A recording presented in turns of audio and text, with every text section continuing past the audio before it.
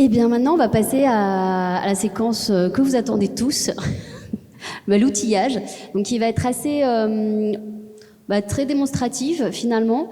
Et puis moi, j'en profiterai aussi s'il y a un volontaire ou deux en fin de session. Mais avant, on va se présenter. Moi, je suis Claire Payet-Fébrère, je suis de l'ADEME Île-de-France. Et je suis responsable de la cible collectivité. Et là, je vais intervenir surtout avec ma casquette référente adaptation au changement climatique. Et moi, je suis Justine Bichon, je travaille à l'Agence parisienne du climat sur les sujets d'adaptation au changement climatique. Et toutes les deux, on va vous présenter deux outils. Un outil national, Plus fraîche ma ville, et un outil métropolitain. Du coup, on est soutenu par l'ADEME et par la métropole du Grand Paris, donc Adaptaville. Voilà, peut-être avant de rentrer vraiment dans la présentation des deux outils, l'ADEME Île-de-France et l'Agence parisienne du climat sont deux structures partenaires depuis quand même plusieurs années sur plusieurs sujets. Et donc là, sur le sujet de l'adaptation au changement climatique, comme le disait Justine, on soutient depuis les débuts la plateforme Adaptaville. Et Plus fraîche ma ville, c'est un outil qui est arrivé plus tard et qui a aussi vocation à outiller les acteurs, mais notamment les collectivités. Donc, vous allez voir au travers nos présentations qu'il y a une vraie complémentarité aussi qui est souhaitée, une alimentation entre les deux plateformes. Alors, Plus fraîche ma ville, c'est une start-up d'État qui est portée par l'ADEME et aussi en partenariat avec l'Association des maires de France. Son objectif, c'est d'accompagner les collectivités qui souhaitent proposer des solutions en matière de rafraîchissement sur les environnements, des solutions sur des milieux urbains. Donc on est vraiment plus effectivement sur une thématique de l'adaptation qui est celle du rafraîchissement et sur un contexte plutôt urbain. Alors qu'Adaptaville, vous verrez, on est quand même sur un contexte plus large.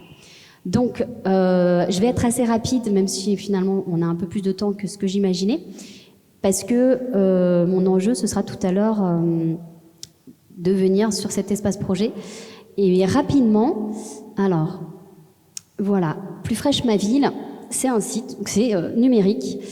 Donc, je ne vais pas forcément rentrer dans tous les onglets, mais une présentation sur cette première page vous permet de découvrir un petit peu ce qui est proposé sur Plus fraîche ma ville.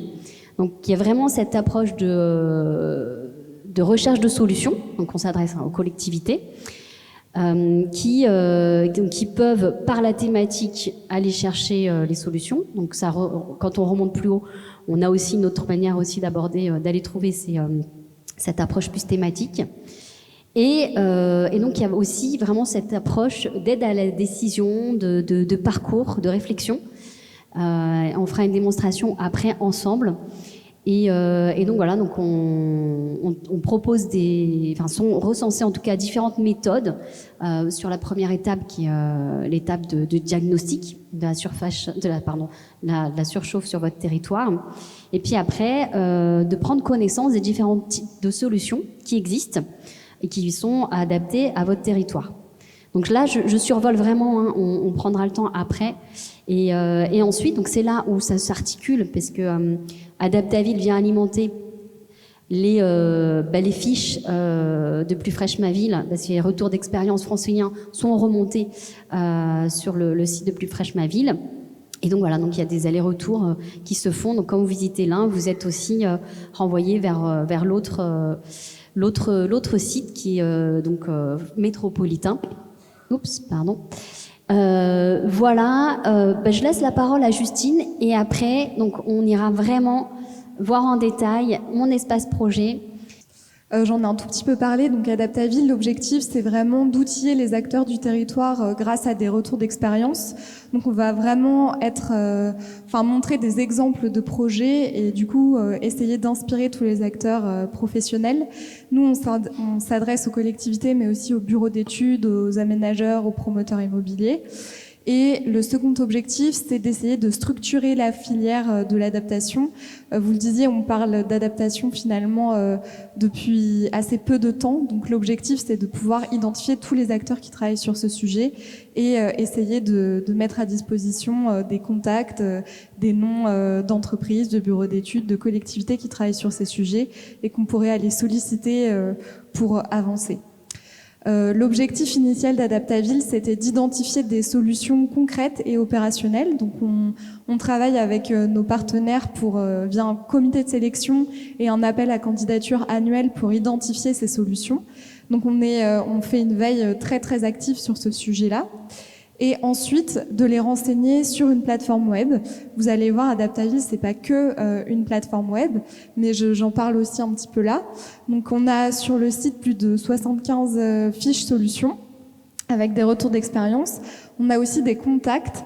Donc là, il faut un peu aller les chercher, mais on souhaite aussi développer un annuaire pour que ce soit plus facile d'accès. Et on a des articles, des ressources et des fiches aides financières locales. Donc l'idée, c'est vraiment de discuter avec les principaux financeurs, que ce soit l'Agence de l'eau, la région, l'ADEME et la métropole du Grand Paris, pour identifier les aides financières qu'elles proposent et expliquer que ça peut permettre de financer certains projets. Donc ça, c'est le site. Donc en fait, on arrive sur une page d'accueil et on peut trouver des actions. Donc on peut les trouver de différentes manières et on a aussi une petite carte des solutions où on voit à peu près tous les retours d'expérience qu'on a référencés. C'est pas exhaustif, il y en a bien plus que ça en réalité, mais nous, voilà, c'est ce qu'on a sur notre plateforme. Donc je voulais vous montrer un peu comment est une fiche solution. Donc là, vous voyez, il y en a plein. On peut aller par exemple sur, j'avais en tête une autre, qui est ici, les rues écoles. Donc, qui est un projet dont on a pas mal parlé. L'idée, c'est du coup d'expliquer les enjeux d'adaptation, les points forts, mais aussi d'écrire la solution, d'écrire les principes d'aménagement. Et ensuite, donc on a des points sur le mobilier, etc., la démarche, le rôle des acteurs associatifs. Et ensuite, on a vraiment un retour très localisé du projet, et des retours utilisateurs. Et puis, combien ça coûte? Donc ça, c'est des sujets qui peuvent intéresser les acteurs de l'aménagement. Et puis, à chaque fois, on fait le parallèle avec les aides financières qui sont aussi mobilisées sur ces projets-là. Donc on a, désolée, je vais très vite, on a vraiment beaucoup d'actions qui sont référencées. Par exemple, là, vous voyez réaménager les cours d'eau, désimperméabiliser les cimetières, des projets aussi de rafraîchissement adiabatique qui peuvent être des alternatives à la climatisation. On a aussi récemment référencé par exemple ce projet d'installation de protection solaire, on en a parlé, donc là c'est la ville, on explique un peu le principe, toutes les solutions solaires qui existent, mais ensuite on a un retour d'expérience ici de la ville de Poissy qui a réussi à installer des protections solaires sur l'ensemble de ces 15 bâtiments scolaires grâce à une instrumentation de l'expérimentation qui a bien fonctionné et ensuite ils ont pu massifier cette solution sur l'ensemble de leur bâtiment.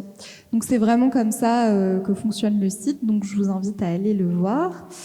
Et sinon, du coup je vais repartager.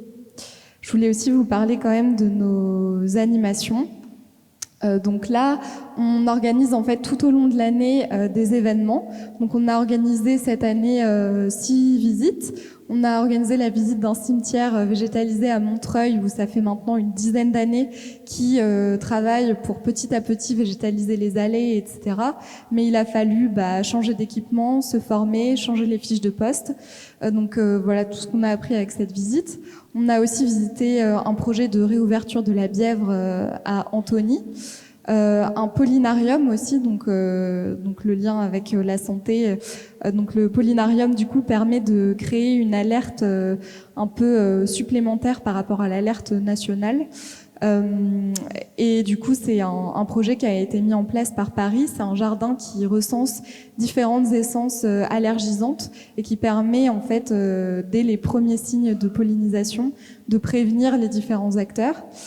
Des écoles rénovées, aménagées avec des brasseurs d'air, de l'isolation par l'extérieur dont on a parlé, à Rosny-sous-Bois notamment, donc qui travaille beaucoup sur ces projets d'école.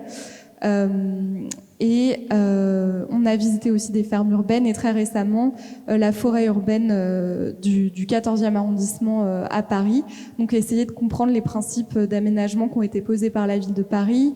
Donc voilà, on a vu que sur 5000 mètres carrés, ils ont réussi à planter plus de 400 arbres, mais on a aussi compris quelles étaient un peu leurs difficultés, comment ils y sont pris pour mettre en place ce projet, etc. Donc on a aussi des ateliers. Donc là, les différents ateliers qu'on a eus récemment, donc sur les ombrières, le rafraîchissement des cours d'école, les revêtements ou l'adaptation des techniques de végétalisation, qui nous permettent d'avoir des publications thématiques. Donc là, je vous invite aussi vraiment à aller voir, c'est dans l'onglet ressources. On a notamment très récemment publié un livrable sur les revêtements et le changement climatique, donc suite à un de ces ateliers, qui nous a permis en fait d'identifier une pluralité de revêtements qui ne permettent pas de répondre à qui ne sont pas forcément multifonctions comme l'asphalte qui peut se poser partout, etc. Mais notre démarche, c'était d'expliquer que il faut maintenant choisir le bon revêtement au bon endroit et que chaque revêtement a des propriétés particulières. Et essayer de valoriser ces revêtements, les démarches, montrer des retours d'expérience aussi sur ces sujets-là. Et puis donc on a des webinaires auxquels vous pouvez participer. Et puis les rencontres annuelles qui ont eu lieu il y a un mois maintenant, où on essaye de faire rencontrer les porteurs de solutions, donc les entreprises avec les collectivités, les financeurs, etc. Donc n'hésitez pas à vous inscrire à notre newsletter et à participer à nos événements et vraiment à vous saisir de ce projet qui est gratuit et qui est fait pour des professionnels comme vous. Et pour terminer cette séquence, moi je vous propose de rentrer vraiment dans l'outil Plus Fâche ma ville. Alors, est-ce que quelqu'un parmi vous voudrait jouer le jeu pour simuler un projet? Et peut-être que même quelqu'un a un projet de rafraîchissement, et parce que c'est une manière de découvrir l'outil et vous montrer un peu cette nouveauté, et, tout ce que ça permet de faire. Oui? Allez, on vient sur scène. Oui, mais c'est pas grave. Allez. Super, merci beaucoup. Donc, alors, je reviens en arrière juste pour que vous puissiez voir quand même.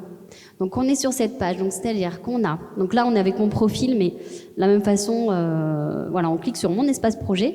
Et l'enjeu, c'est de pouvoir utiliser le site de Plus Fraîche ma ville comme un espace où on met un petit peu nos idées de projet sur un projet. Donc, on va le définir ensemble.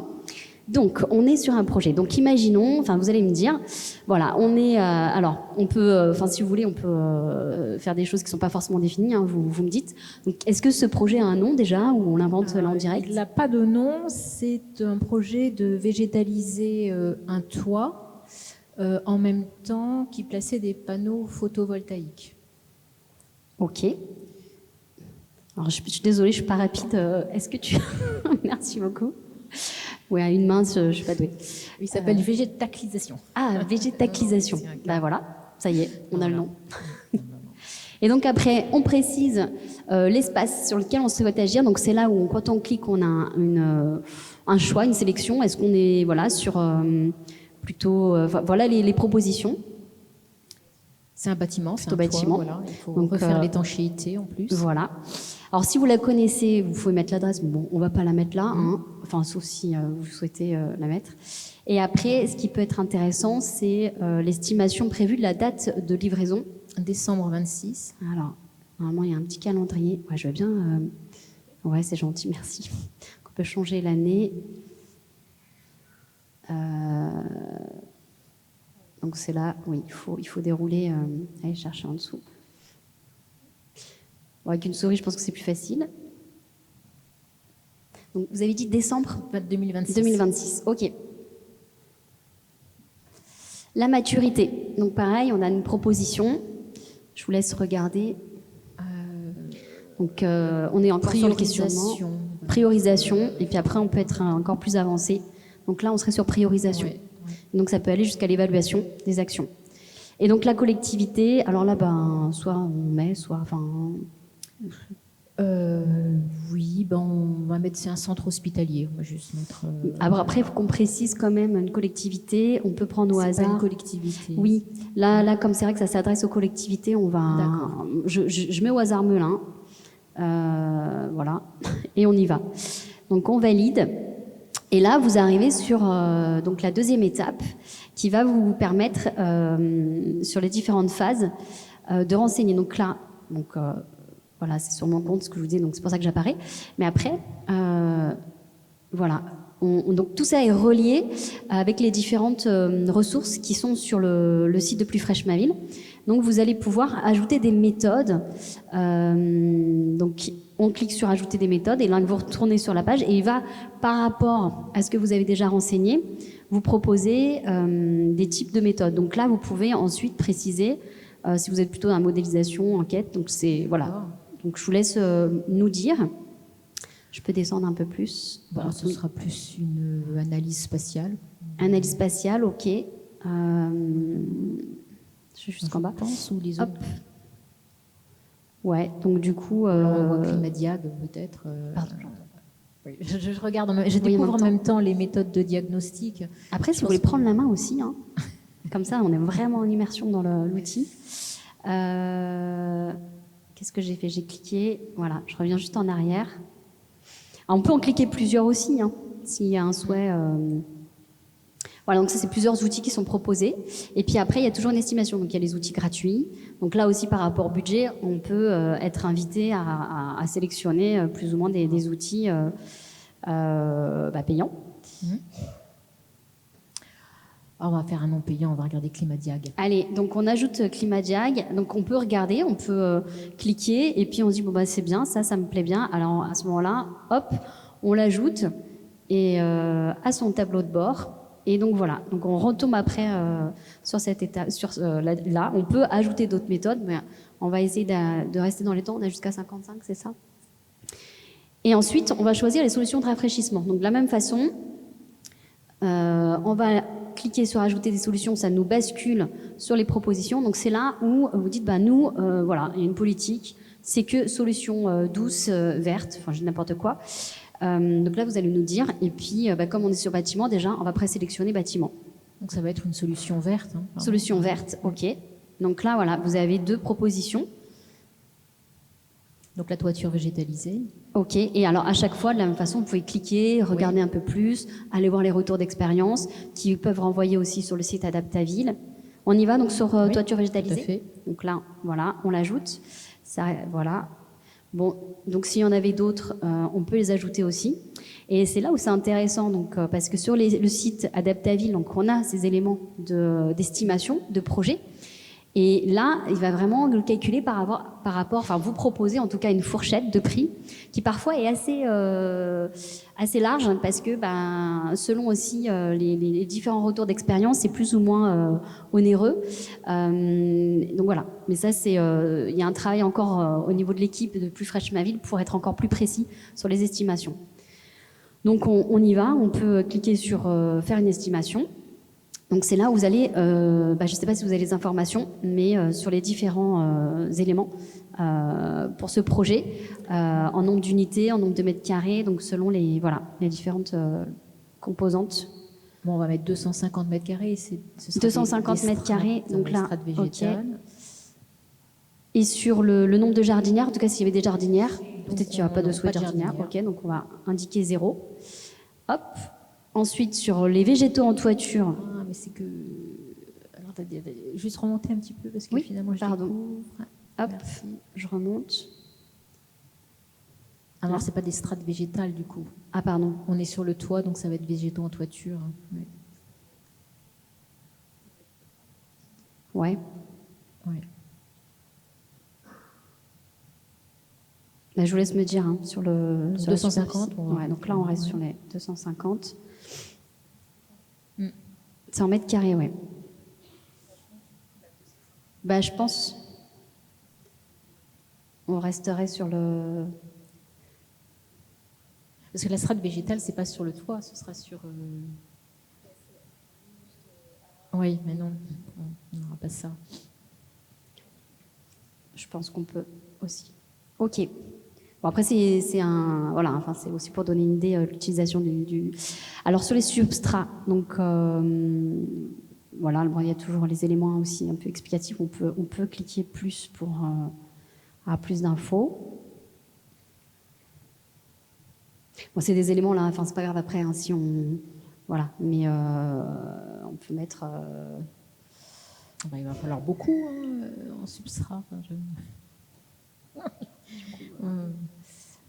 À votre avis, dans la salle, pour mes 250 mètres carrés, j'ai besoin de combien de substrats? Vous avez une demi-heure. Allez, on va mettre 25 000 au hasard, je pense que c'est peut-être plus, 25 000 litres. Ça doit... Ok. Voilà. Voilà, Oh là là, non, c'est beaucoup ça. Hein. C'est bien parce qu'on fait baisser le prix en fonction. Donc, ouais, non, là, c'est vrai que moi non plus, je ne maîtrise pas ce c'est sujet-là. des 1000 litres, oui, 250, allez, 200. 1000 litres, 1000 litres. Après, voilà. Moi, par contre, je note, ça peut être intéressant d'avoir une idée un petit peu par mètre carré, voilà, sur l'explication. Des idées peut-être aussi sur le poids, parce qu'on va regarder le poids, le toit est susceptible de supporter et ça va... Complètement. C'est ça. Oui, qui va faire le... Je vais mettre... ouais. Ah, elle n'est pas en bon état, il faut qu'il y ait une étude de structure d'abord pour voir quel poids elle pourra supporter. Et donc c'est ça qui décidera déjà de quelle cible de substrat et quelle cible de plantation. Oui, c'est pas 1 litre, c'est 1000. On va mettre 100, c'est trop bien, on va laisser, oui. Donc là, on revient sur la superficie. Donc, comme on est parti sur 250, on laisse 200. Ah, je tape pas. 250, c'est parti. Et là, donc là, sur la toiture végétalisée extensive.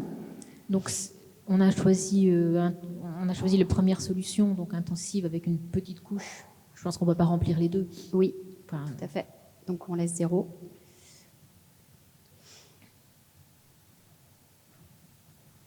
Alors, il y a plusieurs fois. Ah, mais c'est extend.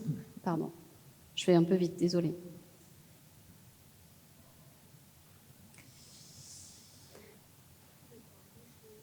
Il faut rechoisir. Après, on va juste. En fait, il propose tout par rapport par rapport au type de toiture. Il décline tout. S'il y avait aussi sur les 250 mètres carrés, si à un moment donné il y avait aussi une volonté d'aller plutôt aussi sur de l'agriculture urbaine, on pouvait proposer aussi.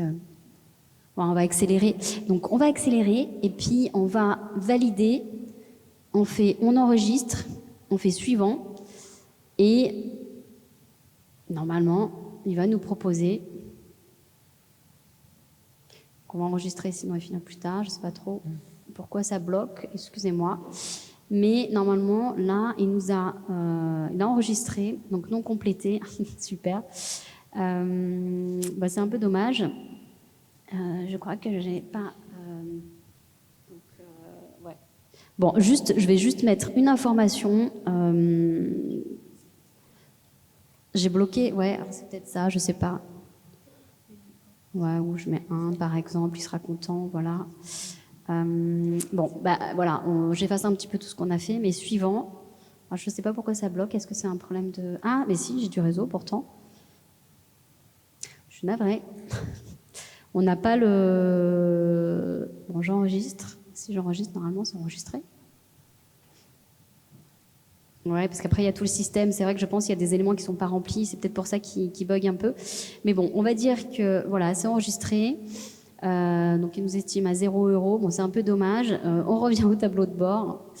En tout cas, c'est pour vous donner... Enfin, c'était vraiment l'enjeu de démontrer, de présenter un peu. Enfin, ici, il a quand même enregistré des éléments, mais Voilà. Et puis après, on peut aller chercher des financements. C'est-à-dire que par rapport à ce que vous avez renseigné, il va vous proposer aussi les types d'aides qui existent. Donc là, je pense que comme on n'est pas allé jusqu'au bout de l'exercice, il n'arrive pas à proposer.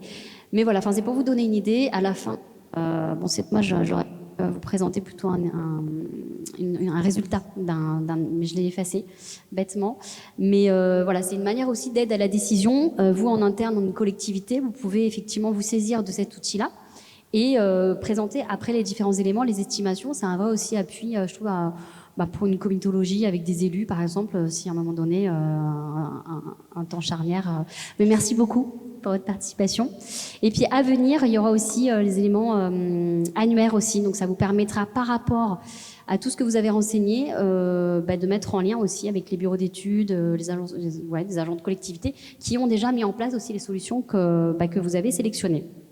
Voilà pour la présentation. J'espère que c'était clair, un peu dommage pour la fin, mais ça donne quand même une bonne idée. Merci beaucoup. Est-ce qu'il y a par hasard une question dans la salle sur cet outil? Oui, très bien. Donc Nicolas Verdelet, je travaille en ARS et notamment sur la lutte antivectorielle. Je voulais savoir, pour Adaptaville, s'il y a des préconisations qui sont faites par rapport aux gîtes larvaires lorsqu'on végétalise une ville.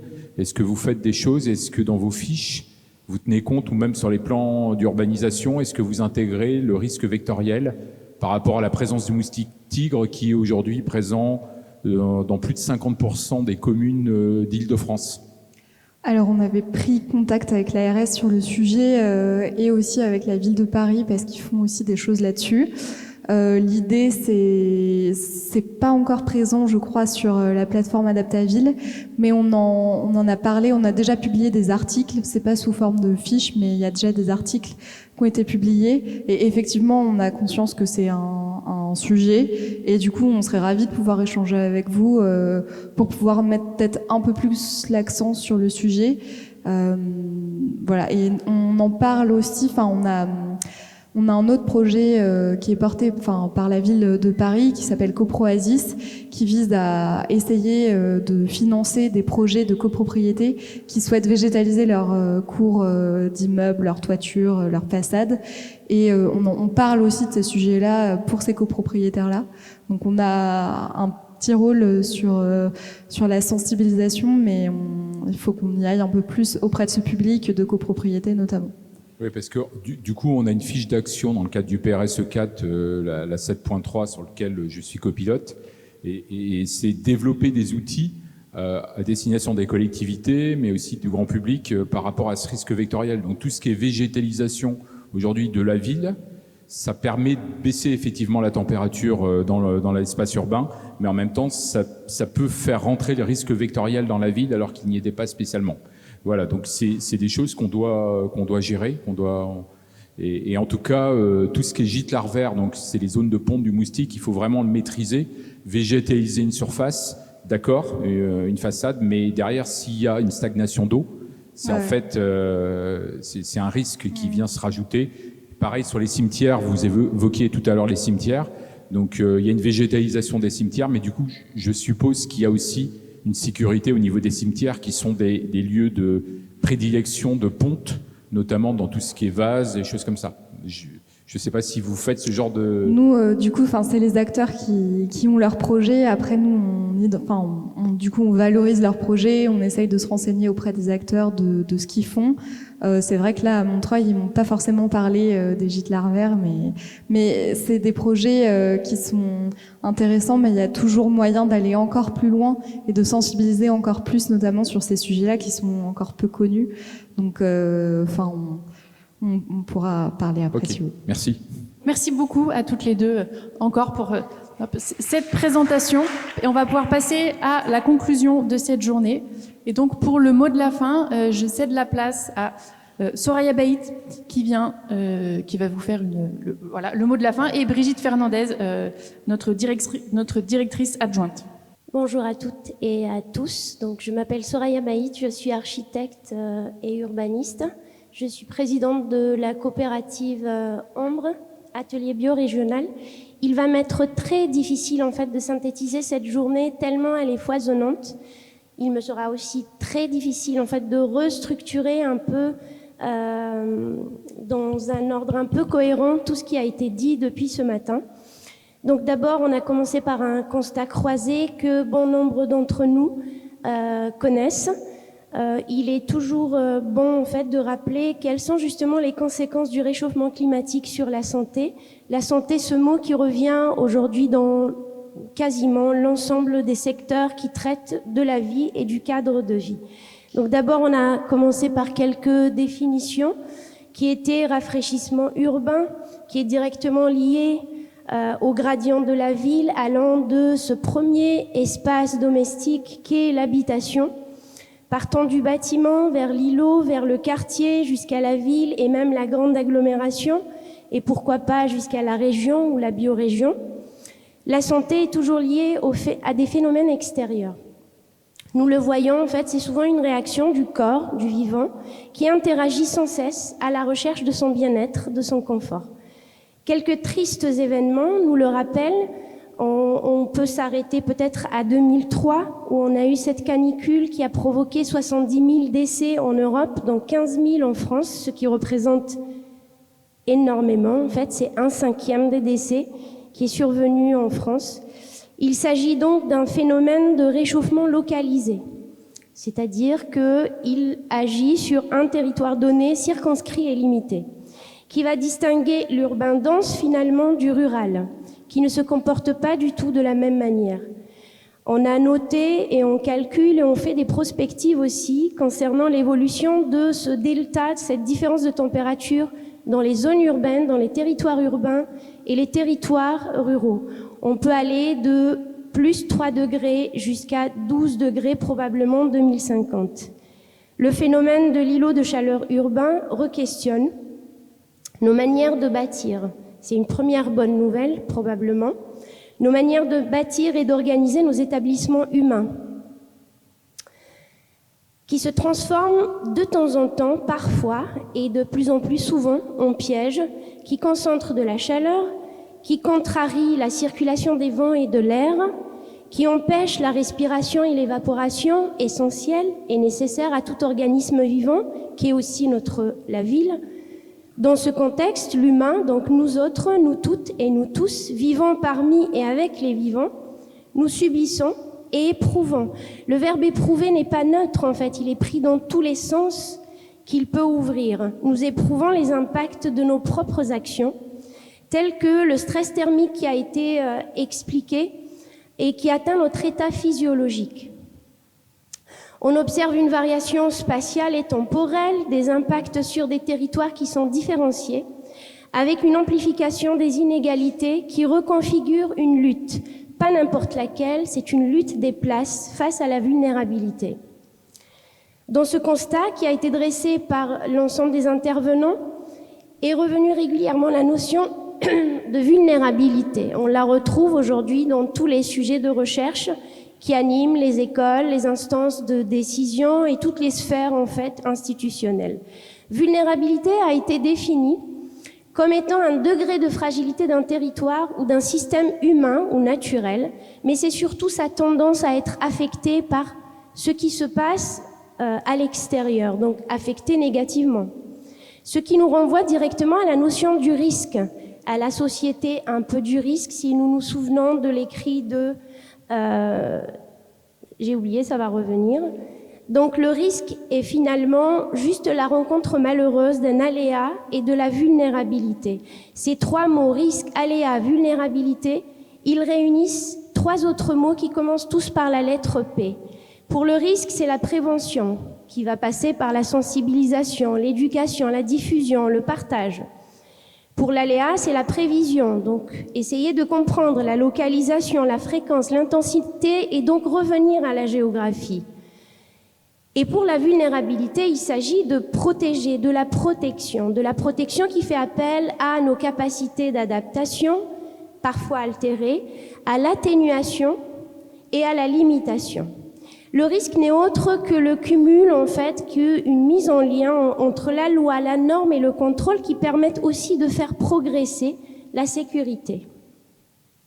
Mais le risque, il est lié aussi à l'incertitude aujourd'hui. Il appelle plus de flexibilité et probablement à nous poser pour éviter l'accident ou pire, la catastrophe. C'est un danger éventuel, finalement, que nous côtoyons au quotidien en tant que professionnels, habitants, usagers ou utilisateurs. il est plus ou moins prévisible, il est lié à une situation géographique, ou bien à une activité, ou les deux, parfois cumulés. Donc ce qui est nouveau, c'est que le risque, en étant subi, nous le subissons au quotidien, il a aussi changé d'échelle et il appelle justement un dézoomage en passant du bâtiment vers le grand territoire, en prenant soin en fait des différents gradients qui s'imbriquent entre eux pour composer ce grand territoire.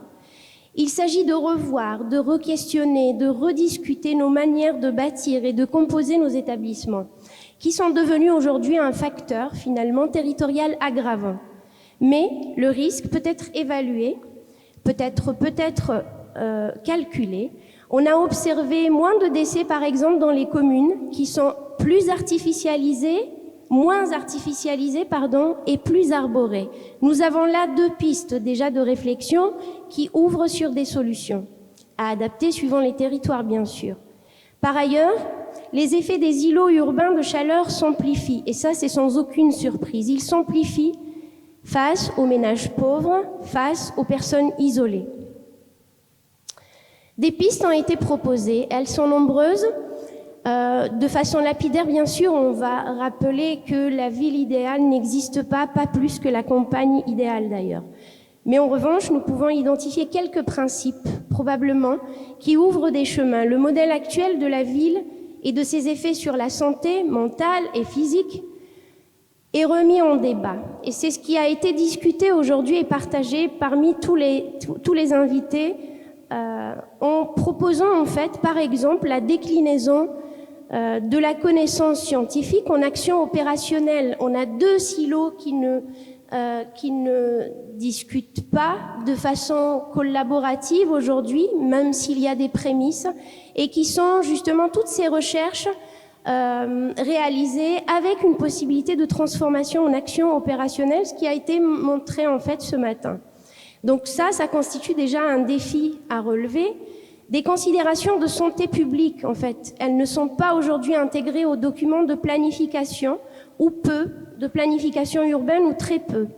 Il faudrait les intégrer intégrer peut-être la santé comme un enjeu, la santé publique comme un enjeu dans l'aménagement du territoire. Et ainsi, on replacerait la santé comme un critère de décision majeur, ce qui a été montré dans différentes intégrations d'articles dans le PLU bioclimatique de la ville de Paris.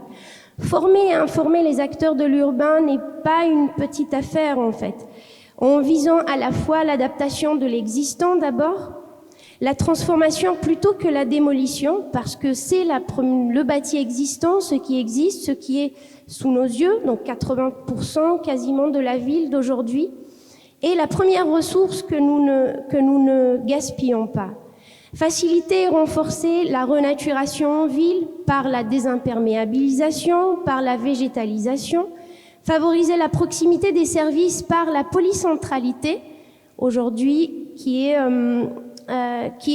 absente dans certains territoires franciliens, appréhender le risque d'inondation qui est omniprésent en Île-de-France et qui s'aggrave par d'autres phénomènes qui sont liés aux phénomènes de ruissellement qui peuvent détruire une ville en quelques heures sans prévenir. Par rapport au PLU bioclimatique, il faudrait valoriser les externalités positives. C'est ce qui est proposé justement en donnant des points supplémentaires lorsqu'on réutilise les eaux pluviales, lorsqu'on essaye d'atteindre des performances énergétiques du bâtiment, lorsqu'on réduit aussi l'impact carbone, et ça concerne encore plus les bureaux aujourd'hui. Lutter contre la sédentarité, quelque chose qui est passé en fait inaperçu, et un des facteurs qui aujourd'hui impacte la santé des citadins en termes d'absence de marchabilité et de cyclabilité. Donc aujourd'hui, les lieux de mobilité, de déplacement doux sont très importants aussi à aménager sur le territoire. Créer les conditions de la participation, encore mieux, de la contribution des citoyens. Associer les habitants qui sont à la fois usagers, utilisateurs et habitants, mais aussi parfois professionnels, ce que certains d'entre nous sont. Traiter la vulnérabilité de manière transversale, et il est important en fait de changer de manière et d'approche en reliant les enjeux climatiques, c'est-à-dire ne plus traiter par exemple les îlots de chaleur urbains sans prendre en compte aussi, d'un autre côté, la précarité énergétique. Ces deux points peuvent être traités de façon concomitante.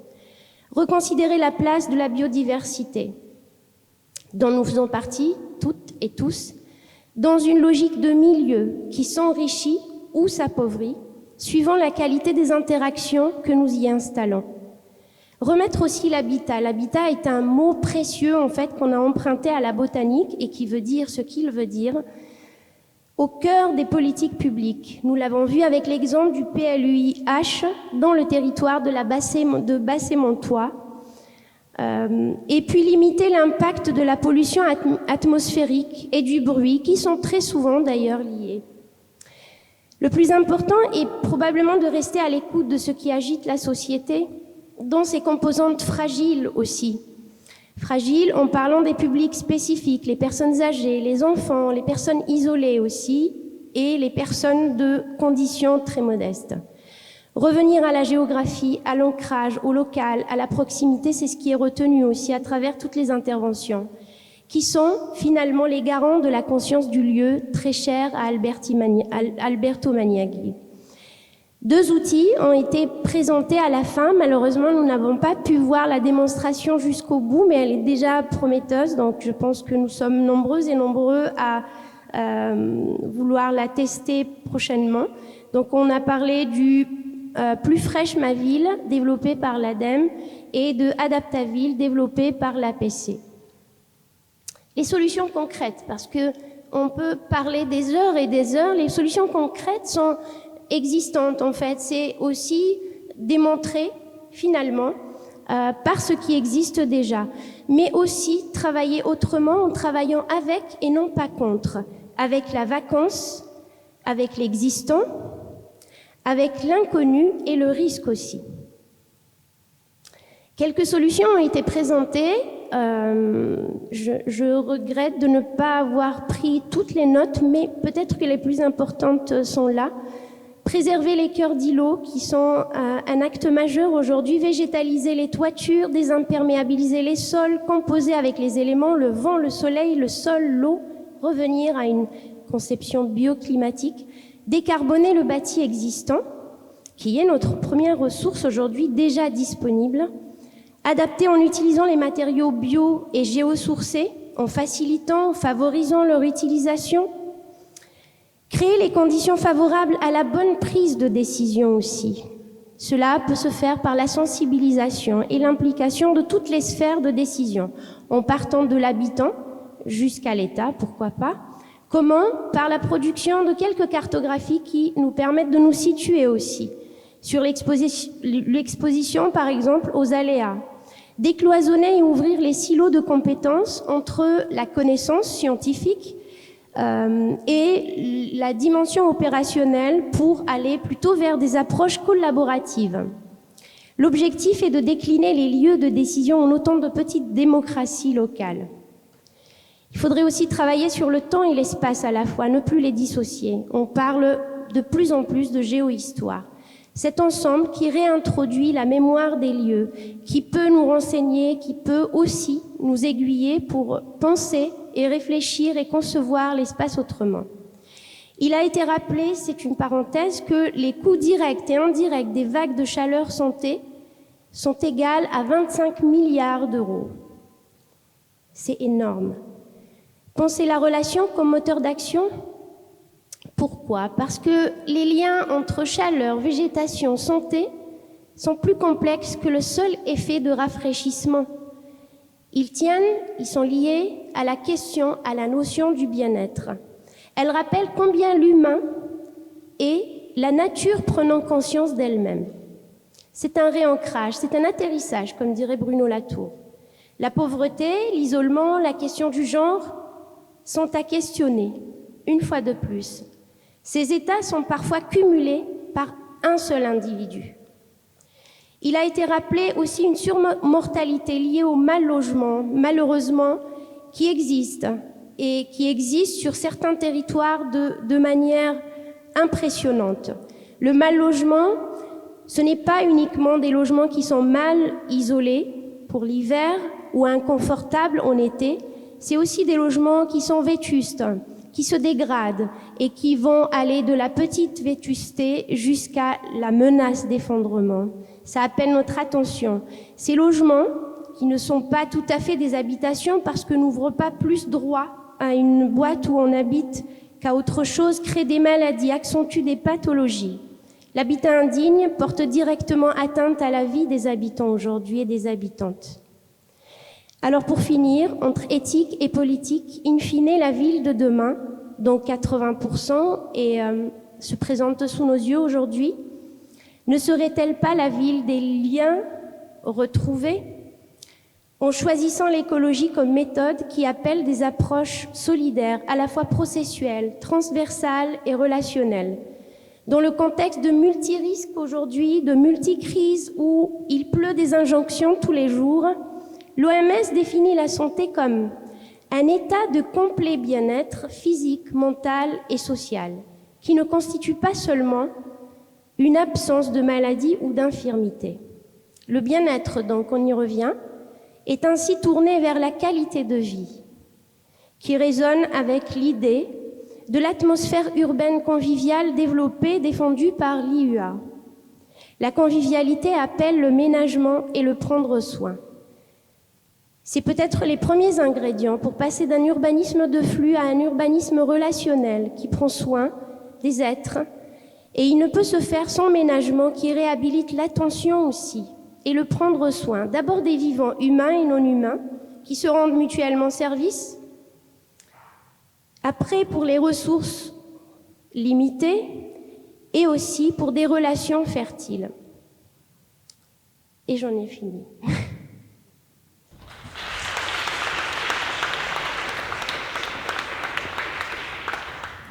Bonsoir à tous. Je pense que j'avais une petite partie à suivre sur les actualités Ecopolis, mais on va un peu zapper parce qu'il est tard et qu'on débat.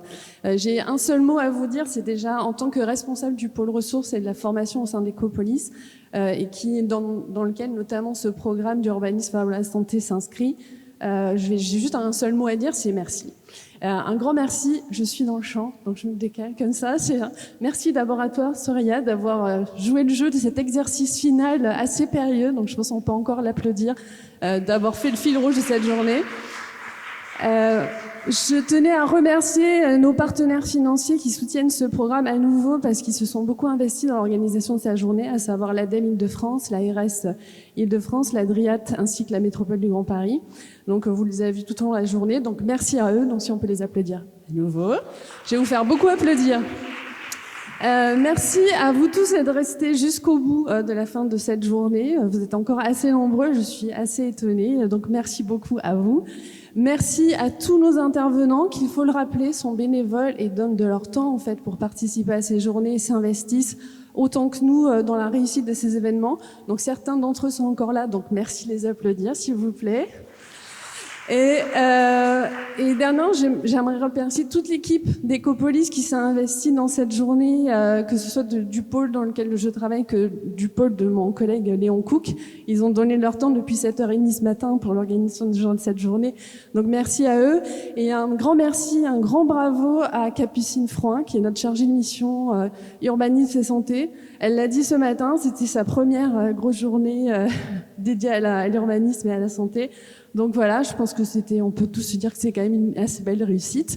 Donc merci à elle et merci à vous tous encore. Et je vais juste préciser s'il y a peut-être une information qui peut vous intéresser et qui est en lien avec le thème de l'adaptation et de la chaleur en ville.